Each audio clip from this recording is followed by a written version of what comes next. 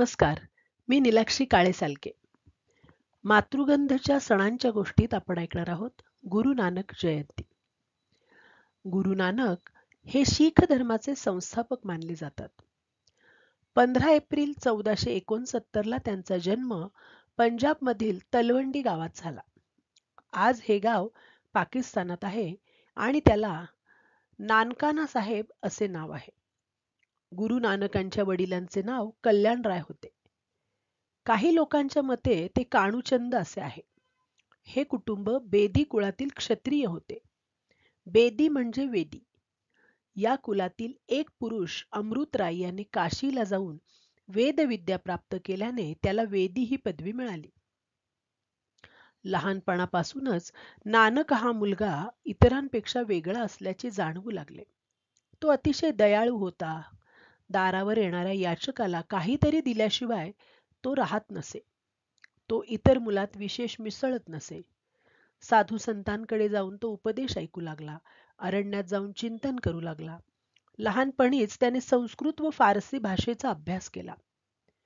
11व्या वर्षी वडिलांनी नानकांचे उपनयन करण्याचे ठरवले. पण उपनयन हा केवळ उपचार बनला आहे. यज्ञोपवीताचा अर्थ समजून न घेता ते घालणे हे ढोंग ठरेल असे सांगून नानकांनी उपनयन करून घेण्याचे नाकारले.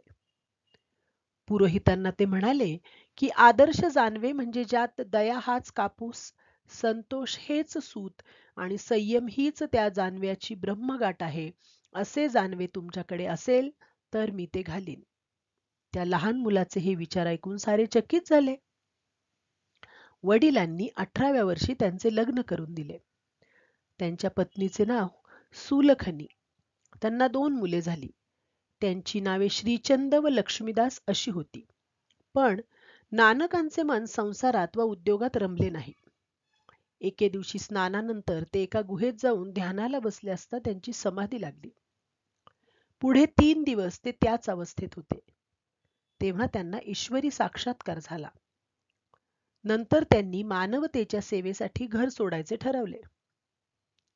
श्रीमंतांकडे न जाता ते गोरगरिबांच्या घरी राहिले. एका कुष्ठरोग्याची त्यांनी सेवाही केली. गुरु नानकांच्या काळात हिंदुस्थानावर बाबराचे आक्रमण झाले. तेव्हा अशा परकीयांच्या अत्याचारांपासून आपल्या देशाचे आणि संस्कृतीचे रक्षण करणे जरूर होते. त्यासाठी नानकांनी देशविदेशांचा प्रवास केला व अनेक ठिकाणी विखुरलेली संतांची वाणी एकत्र केली. त्यात सर्व धर्मांचे संत होते. पुढे शिखांचे 5वे गुरु अर्जुन देव यांनी आदिग्रंथ संपादित केला. तेव्हा गुरु नानकांनी जमवलेल्या संत वाणीचाही त्यात समावेश केला. महाराष्ट्रातील संत नामदेव यांचीही वचने या ग्रंथात आहेत.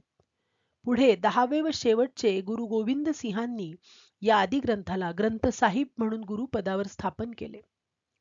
नानकांनी अरबस्तान, पॅलेस्टाईन, इराक, आफ्रिका, चीन, तिबेट अशा अनेक देशात प्रवास केला. चीनमध्ये त्यांच्या आगमनाचे प्रतीक म्हणून त्या गावाचे नाव नानकिंग असे ठेवण्यात आले. समाजाची एकता गुरु नानकांना फार महत्वाची वाटे.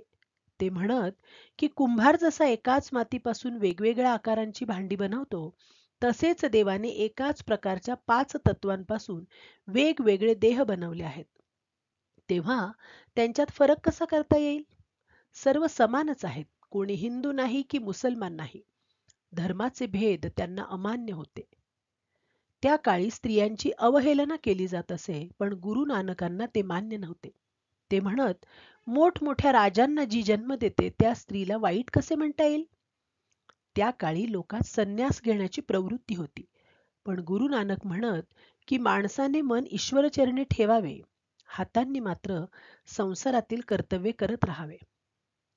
गुरु नानकांना 2 मुले होती, पण त्यांनी आपल्या मुलांऐवजी त्यांचा शिष्य लहानाजी उर्फ अंगद यास आपला वारस नेमले. अशी कथा सांगतात की 7 सप्टेंबर 1539 रोजी जेव्हा त्यांचे निधन झाले, तेव्हा त्यांचे हिंदू व मुसलमान भक्त भांडू लागले. दोघांनाही आपल्या धर्मानुसार नानकांचे अंत्यसंस्कार करण्याची इच्छा होती. परंतु भक्तांनी त्यांच्या पार्थिवावरील चादर काढली, तेव्हा त्यांच्या मृतदेहाऐवजी तिथे फक्त फुले होती.